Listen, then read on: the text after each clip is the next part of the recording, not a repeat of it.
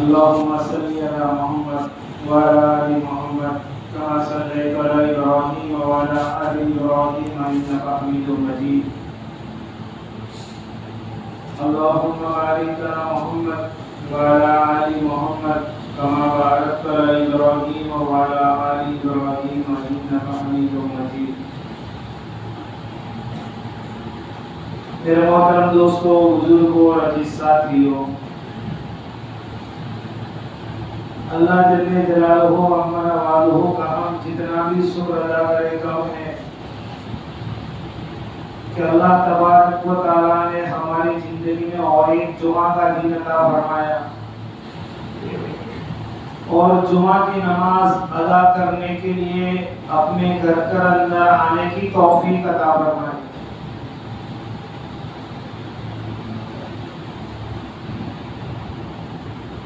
میرے بھائی دوستوں بزرگوں، اللہ تبارک و تعالیٰ نے دنیا میں کم و بیش 18,000 مخلوقات کو پیدا فرمایا.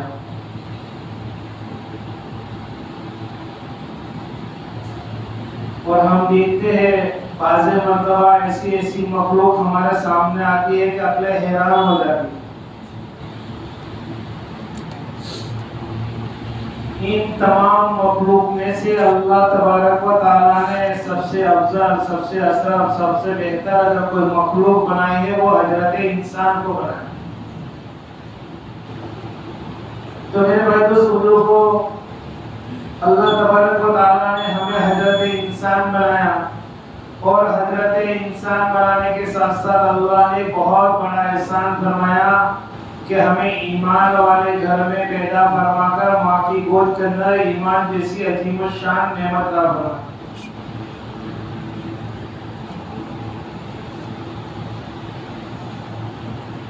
دوستو، ہم ذرا سوچیں، ذرا غور و فکر کریں کہ ہم جس وقت دنیا میں آئے، بہت سارے بچے یہ بتایا کہ اس دنیا میں آئے اور جس مکتب فطرت والے گھر میں پیدا ہوا اسی نے اسی مذہب کو اپنا لیا. علماء کرام اور اللہ والوں سے سنا ہے کہ دنیا میں پیدا ہونے والا ہر بچہ یہ بتایا کہ ایمانی فطرت میں پیدا ہوتا ہے، لیکن جس معاشرے میں، جس شعبے میں، جس مذہب کے تعلق رکھنے والے گھرانے میں پیدا ہوتا ہے اس کو وہ اپنا لیتا ہے. تو اللہ تبارک و تعالیٰ نے ہمیں مسلمان کے گھر میں پیدا فرمایا، ماں کی گود کے اندر ایمان جیسی عظیم الشان نعمت عطا فرمایا. اور اللہ نے ایک مزید احسان یہ فرمایا کہ ہمیں آخری نبی محمد رسول اللہ صلی اللہ علیہ وسلم کی امت کے اندر پیدا فرمایا.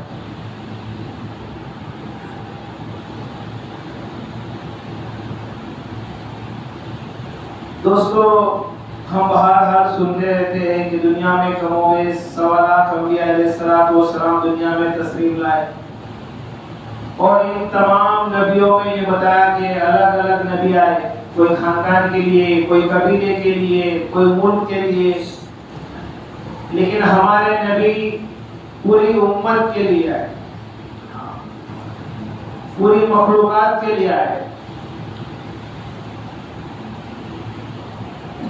اور اگلے نبی کے اعتبار سے ہم دیکھیں، یوں بتایا کہ اس امت کے مقابلے میں اگلے ہر نبی کی قوم کی یہ بتایا کہ اللہ تبارک و تعالیٰ نے جب ان کو پکارنے کا وقت آیا الگ الگ نام سے پکارا، لیکن جب ہمارے نبی صلی اللہ علیہ وسلم کی امت کو پکارنے کا وقت آیا تو اللہ تبارک و تعالیٰ نے امت ہی کر کر پکارا.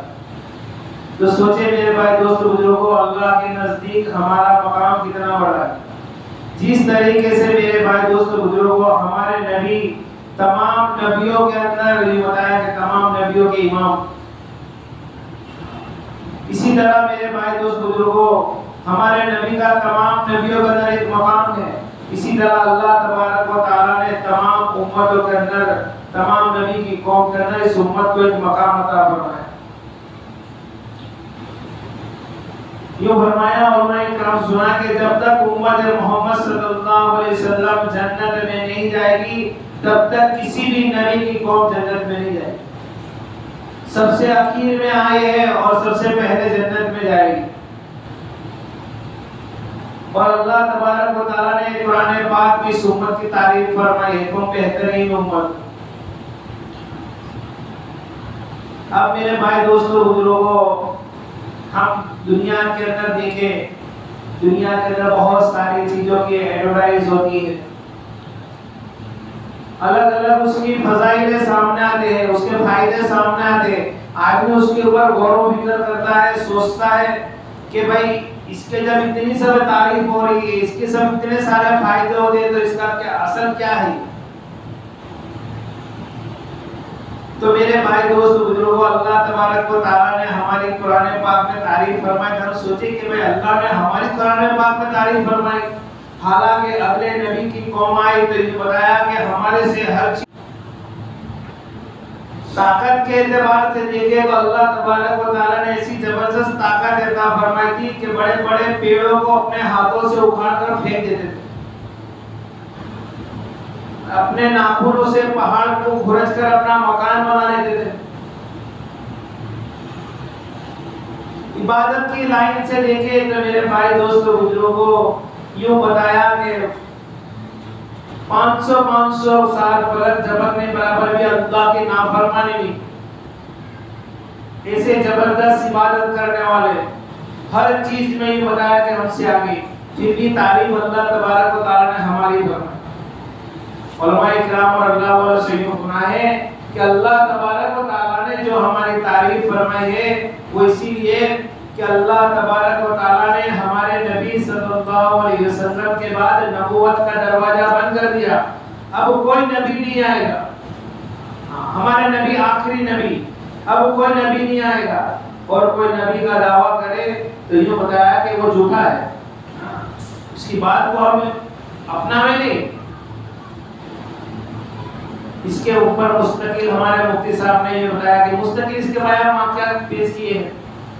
ابھی دنیا کے اندر دیکھو بہت سارے فتنے چل رہے ہیں، اور شکیل بن حنیف کے نام سے ہمارے مفتی صاحب نے بتایا مستقل اس کے ہمارے سامنے تفسیر بیان کری ہے، اس کے آگے بھی بیان کیے تھے.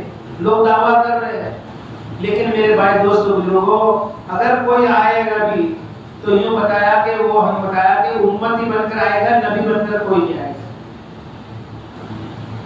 تو میرے بھائی دوستو بزرگوں، ہمارے نبی آخری نبی، اور ہمارے نبی کے بعد کوئی نبی نہیں آئے گا تو یہ بتایا کہ دعوت والا کام کون کرے گا.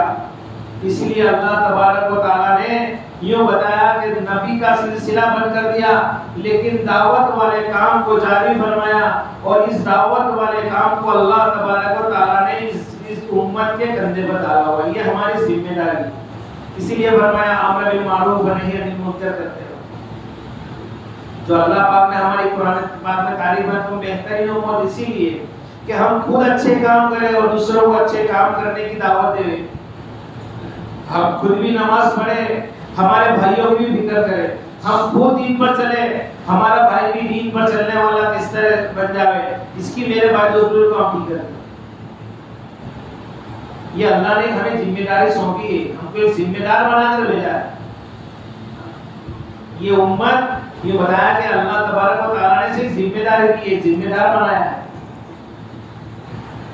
لیکن میرے بھائی دوست بزرگوں، اللہ معاف فرمائے، آج ہمارا حال یہ ہے، ہم نے دنیا کے اندر آئے، دنیا والوں کو محنت کرتے دیکھا تو ہم بھی یہ سمجھ گئے کہ اللہ نے یہی محنت لے کر ہمیں دنیا میں بھیجا ہے. جب یہ بتایا کہ گھر کے اندر بڑے ہو گئے، گھر کی ذمہ داری آ گئی، تو ہم نے یہ سمجھ لیا کہ یہی ہماری ذمہ داری ہے. فیکٹری، دکان، کھیت کے مالک بن گئے تو ہم نے سمجھ لیا کہ یہی ہماری ذمہ داری ہے. نہیں میرے بھائی دوست بزرگوں، یہ بتایا کہ اللہ نے یہ دعوت والی کام، یہ محنت ہمیں دی، یہ اصل محنت ہے. اور ذمہ داری یہ بتایا کہ قیامت تک ہمیں آخری انسان کی زندگی میں اللہ کے نبی صلی اللہ علیہ وسلم کا لایا ہوا دین حقیقت کے ساتھ کس طرح زندہ ہو جائے، اس کی فکر ہے. یہ کام ہمارا ہے. ایسا نہیں ہے میرے بھائی دوست بزرگوں، ہم نماز پڑھ لے ہوئے، ہم قرآن پاک کی تلاوت پڑھ کر لے ہوئے، رمضان المبارک کے اندر ہم روزے رکھ لے، قرآن پاک کی تلاوت، اللہ کا ذکر اور جو بھی خیر کے کام ہم کر لے، چاہے ہمارا پڑوس میں رہنے والا، چاہے ہمارا بھائی ہو، چاہے ہماری اولاد ہو، چاہے ہمارے گھرانے میں ہماری اہلیہ ہو یا ہمارے والدین ہو، جیسی زندگی گزار رہے اسی گزارنے دے نہیں دوستو، اس کے بارے میں ہمیں پوچھا جائے گا دوستو۔ اللہ نے قرآن پاک میں فرمایا علماء کرام کو اپنی ماتحتوں کے بارے میں تمہیں پوچھا جائے گا، ماں باپ کو اولاد کے بارے میں پوچھا جائے گا اور اولاد کو ماں باپ کے بارے میں پوچھا جائے گا۔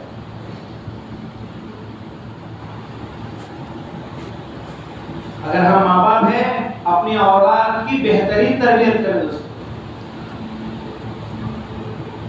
دنیا کی بھی خوب ایجوکیشن دے، دنیا کی لائن سے بھی خوب پڑھائے اور دینی لائن کا بھی خوب علم دے،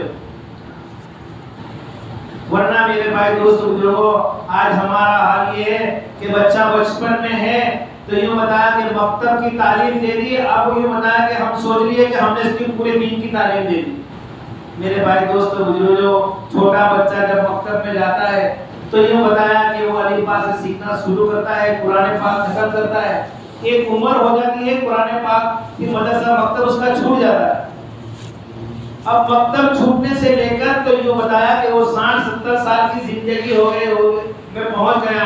میرے بھائی دوستوں دین کے بارے میں اس نے کیا سیکھا، دین کے بارے میں اس نے کیا سمجھا، اور ہم سب مکتب سے گزرے ہوئے دوستوں، ہم اپنے اعتبار سے سوچیں کہ میں نے جو مکتب میں کھانے کی دعا سیکھی تھی کیا وہ دعا آج مجھے یاد ہے؟ میں نے جو مکتب میں رہ کر گھر میں داخل ہونے کی، مسجد میں داخل ہونے کی، بیت الخلا میں جانے کی، بیت الخلا سے باہر نکلنے کی جو مصنون دعائیں سیکھی تھی کیا مجھے یاد ہے؟ میں نے جو مکتب میں رہ کر جو اللہ کے رسول صلی اللہ علیہ وسلم کی سنت کے مطابق جو کتابوں میں پڑھا تھا کیا آج مجھے یاد ہے؟ دوست کا وہ چیز باقی رہے گی، آدمی عمل پر نہیں رہے گا وہ چیز بھول جائے گی۔ الحمدللہ دوستو جو بچہ مکتب کے اندر تعلیم لینے کے بعد بھی وہ دین پر باقی رہا، گھرانوں کے اندر دینداری والا ماحول ہے، اللہ کے دین کی محنت کے اندر لگا ہوا ہے، اللہ کے راستے میں وقتاً فوقتاً جاتا رہتا ہے، تو یہ بتایا کہ اس کو یہ مکتب کی تعلیم یاد رہے گی۔ ورنہ میرے بھائی دوست بزرگوں ہم صرف تھوڑی سی جانکاری کر لے کہ بھائی مکتب میں قرآن پڑھا تھا لیکن یہ بتایا کہ اب قرآن یاد نہیں ہے۔ کیوں یاد نہیں ہے؟ کہ جو مکتب کے اندر قرآن شریف پڑھا تھا، جو بند کیا تھا، آج تک کھولنے کی نوبت ہی نہیں آئی، تو جو قرآن شریف سیکھا تھا وہ بھی بھول گیا، جو مکتب میں رہ کر سورہ فاتحہ اور کچھ صورتیں یاد کی تھی وہ بھی بھول گئے۔ دوستو بزرگوں جب اللہ کے راستے میں جماعتیں نکلتی ہے اور جماعتوں میں نکل کر جب یوں بتایا کہ قرآن پاک کے حلقے لگائے جاتے ہیں تب احساس ہوتا ہے اور تب پتہ چلتا ہے کہ یہ مکتب میں تعلیم تو بہت اچھی تھی لیکن اس پر عمل باقی نہیں رہا۔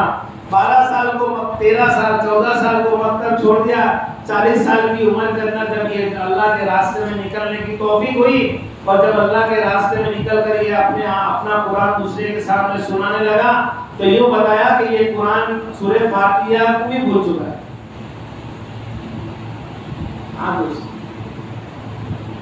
نماز کے جو فرائض ہیں، نماز میں قرآن کا پڑھنا فرض ہے دوستو، اور قرآن ہی پڑھنا بھول گئے، سورت ہی یاد نہیں ہے۔ ہم نماز پڑھتے ہیں، نماز میں کیا پڑھیں گے دوست؟ اسی لیے میرے بھائی دوستو بزرگوں یہ بتایا کہ دینداری والا ماحول ہمارے اللہ نے ہمیں ذمہ دار بنایا۔ اگر ہم ماں باپ ہیں تو اپنے بچوں کی نگرانی رکھیں دوستو۔ ہمارا بچہ مکتب میں تعلیم لی ہے، اب وقتاً فوقتاً سے اللہ کے راستے میں بھیجے، وقتاً فوقتاً ہمارے گھروں کے اندر یہ بتایا کہ ہم قرآن کے حلقے کو لگاویں تاکہ ہمارا قرآن بھی تازہ رہے، ہمارے گھر والے، ہماری بچی ہوئے، ہماری اہلیہ ہوئے، ہمارا والدین ہوئے، ان کا بھی قرآن یاد ہوئے، تازہ ہوئے۔ کہ اگر ہمیں یاد ہے اور ہمارے گھر والوں کو یاد نہیں تو ہمارے گھر والوں کو سیکھا ہے۔ اگر بالکل قرآن بھول چکے ہیں ماشاءاللہ ہمارے علماء کرام حفاظ کرام ان سے رابطہ کر کے یہ واپس ہم قرآن پاک کو سیکھے دوستو۔ جس طریقے سے میرے بھائی دوست بزرگوں دنیا کا کام سیکھنے کے لیے کوئی عمر نہیں، 30 سال 40 سال عمر گزر گئی، یوں سوچا کہ جو اس کے پاس ہنر تھا وہ ہنر اب ختم ہو چکا ہے، اس کام میں اب کچھ بھی نہیں ہے، نیا کام سیکھنے کے لیے 40 سال کی عمر میں بھی نیا کام سیکھنے کے لیے آدمی تیار ہو جاتا ہے۔ اب اس کام میں کچھ پروفٹ نہیں رہا، اس کام مارکیٹ کے اندر ہے نہیں، چلو دوسرا کام سیکھ لیتے۔ جب میرے بھائی دوستوں بزرگوں 40 سال کی عمر کے اندر، 45 سال کی عمر کے اندر، 50 سال کی عمر کے اندر جب دنیا کا دوسرا کوئی ہنر اور دوسرا کام سیکھ سکتے ہیں تو میرے بھائی دوست بزرگوں کیا ہم یہ ہمارا دین نہیں سیکھ سکتے؟ آدمی دین کے بارے میں شرم محسوس کرتا ہے۔ نہیں میرے بھائی دوست بزرگوں، علماء کرام سے پوچھے دوستوں، ہم رابطہ کریں، چاہے کیسا بھی باریک سے باریک مسئلہ ہو۔ ہمارے یہاں جو ہر جمعہ کے دن بیان کرنا آتے ہیں ماشاءاللہ مفتی صاحب ہیں، اور نماز کے بعد بہت دیر تک بیٹھتے ہیں اور بہت سارے اپنے مسئلوں کو ان سے بات بھی کرتے ہیں، ان سے پوچھے دوست علم کے بارے میں آتا ہے، لیکن مسائل والا جو علم ہے وہ اپنے مسلک کے معتبر علماء کرام کے پاس سے ہی سیکھے دوست۔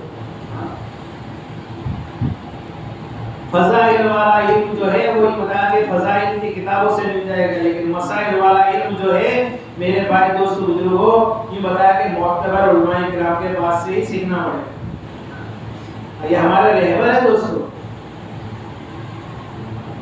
لیکن اس کے بارے میں ہمیں فکر کرنا پڑے گا دوستوں، ہمیں چوکنا رہنا پڑے گا، کیونکہ اصل جو کامیابی ہے وہ دین کے اوپر ہے۔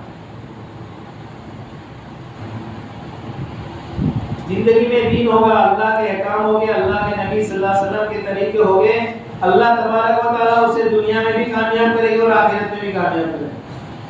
لیکن شرط کیا ہے کہ زندگی میں دین کا ہونا دوست، اور دین میرے بھائی دوست بزرگوں کون سا دین؟ جو اللہ کے نبی صلی اللہ علیہ وسلم دین کو جو لے کر آئے وہ پورے کے پورا دین حقیقت کے ساتھ ہماری زندگی میں آ جائے، ہمارے گھروں کے اندر آ جائے۔ جب وہ دین ہماری زندگی میں آ جائے گا میرے بھائی دوست بزرگوں، آدمی کی زندگی میں چین، سکون، اطمینان راحت دے گا۔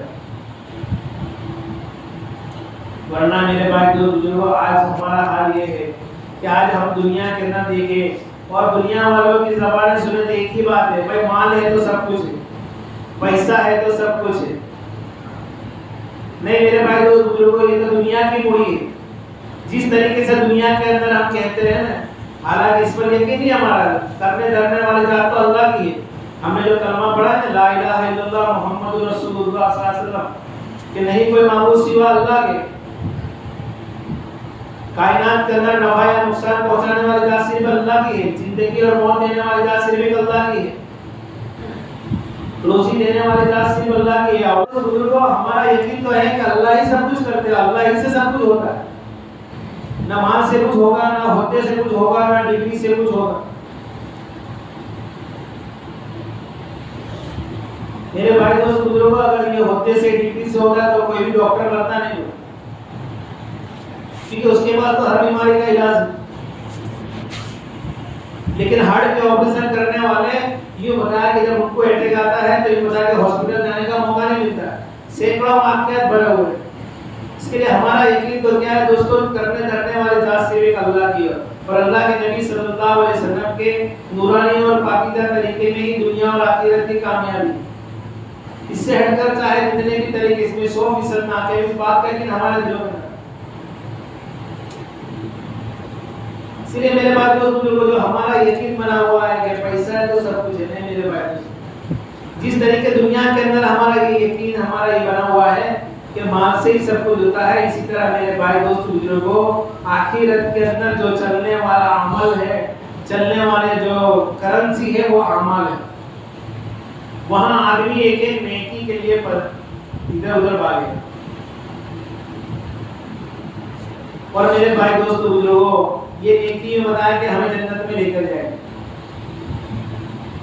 یہاں ہر جگہ الگ الگ جاؤ، الگ الگ پیسے، الگ الگ کنٹری میں جاؤ، الگ الگ کرنسی، لیکن وہاں ایک ہی کرنسی ہے، نیکی۔ اور جنت میں نیکیاں ہی لے کے جائے گی دوستوں، اعمال لے کر جائے گی۔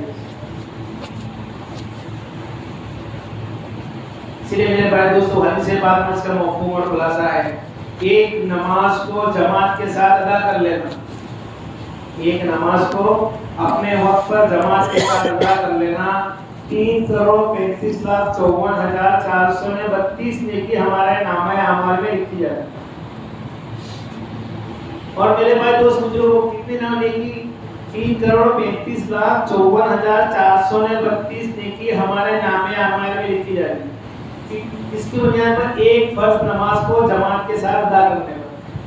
اب میرے بھائی دوستو بزرگوں سوچے ہم 5 وقت کی نماز پڑھ رہے ہیں تو ہمارے نامہ اعمال میں کتنی نیکی لکھی جائے گی؟ اسی طرح سے جو بتا کہ اور ہم قرآن پاک کی تلاوت کریں گے، اللہ کا ذکر کریں گے تو ہمارے نامہ اعمال میں کتنی ساری نیکیاں لکھی جائے گی۔ اور میرے بھائی دوست بزرگوں ایک نماز چھوڑنے کا نقصان حدیث پاک سے مفہوم اور خلاصہ ہے ایک نماز کو جان بوجھ کر چھوڑ دینا اس کے بعد اس کی قضا کر دینا 2,88,00,000 برس جہنم میں جلنا پڑے گا۔ ایک نماز کو جان بوجھ کر چھوڑ دینا اور اس کے بعد یہ بتایا کہ اس کی قضا کر لینا اس کے باوجود 2,88,00,000 برس جہنم میں جلنا پڑے گا۔ اس کے لیے میرے بھائی دوست بزرگوں ہم ارادہ کریں کہ انشاءاللہ ہماری ایک بھی نماز قضا نہ ہو۔ جس صوبے میں ہے جس حال میں اگر مسجد سے دور ہے فیکٹری میں ہے ہم یہ ماحول بنا رہے ہمارے فیکٹری میں ہے تو ہماری فیکٹری میں نماز ہو جاوے، گھر پر ہے تو گھر پر نماز ہو جاوے، اگر کھیت میں ہے مسجد بہت دور ہے تو کھیت میں نماز پڑھ لے، لیکن کسی بھی حال میں ہماری نمازیں دوستوں چھوٹیں گی۔ اللہ کے نبی صلی اللہ علیہ وسلم نے فرمایا اس کا مفہوم اور خلاصہ نماز میں میری آنکھوں کی ٹھنڈک۔ اور ہم سب کہتے ہیں کہ اللہ کے نبی صلی اللہ علیہ وسلم سے ہم کو محبت ہے تو دوستوں یہ بتایا کہ ہم نماز پڑھیں گے تو یہ بتایا کہ ہمارے نبی صلی اللہ علیہ وسلم کی آنکھوں میں ٹھنڈک ہے۔ اور نماز ہر برائیوں اور بے حیائی سے بچاتی ہے دوستوں۔ ہم نماز پڑھتے رہے ایک دن وہ وقت آ جائے گا اللہ تبارک و تعالی ہمیں 5 وقت کی نماز جماعت کے ساتھ پڑھنے والا بنا دے گا، ہمیں دین کے ہر شعبے کے اندر بھی بتا کے مضبوط سے کھڑا کرنا ہے۔ کب میرے بھائی ہم فکر کریں گے کوشش کریں گے محنت کریں گے تب ہوگا۔ اس لیے میرے بھائی دوست بزرگوں دیکھو ابھی چھٹیوں کا زمانہ ہے ویکیشن ہے اور ہمارے جو بڑے بچے اس کی ہم فکر کریں کہ پورا سال اسکول میں جاتے ہیں دینی لائن سے ان کی محنتیں ان کی تربیتیں نہیں ہوتی ہے، ابھی چھٹی کا زمانہ ہے وقتاً فوقتاً مسجدوں سے جماعتیں بنتی ہے تو اس میں اپنے بچوں کو بھیجیں تاکہ اس کا قرآن بھی تازہ ہو جائے، اس نے جو مدرسہ میں سیکھا ہے وہ بھی تازہ ہو جائے۔ اور دوستوں ہم بھی اپنا وقت فارغ کریں کہ زندگی تو ان دوستوں کماتے چل چلی گئی، صحابہ اکرام رضی اللہ تعالیٰ میں مال لگاتے مالدار ہو گئے اور دوستوں ہمارا حال یہ ہے کہ ہم کماتے کنگال ہو گئے۔ اس لیے میرے ہم بھی فکر کریں کہ ہمارا بھی کچھ نہ کچھ وقت اللہ کے راستے میں لگتا رہے تاکہ ہمارا بھی تازہ رہے، ہماری نمازیں صحیح ہو جائے، ہمارا وضو غسل سب یہ بتایا کہ ریپیٹ ہوگا تو ہمارا تازہ رہے گا۔ اللہ تبارک و تعالیٰ تیرے سنت سے زیادہ عمل کی توفیق عطا فرمائے۔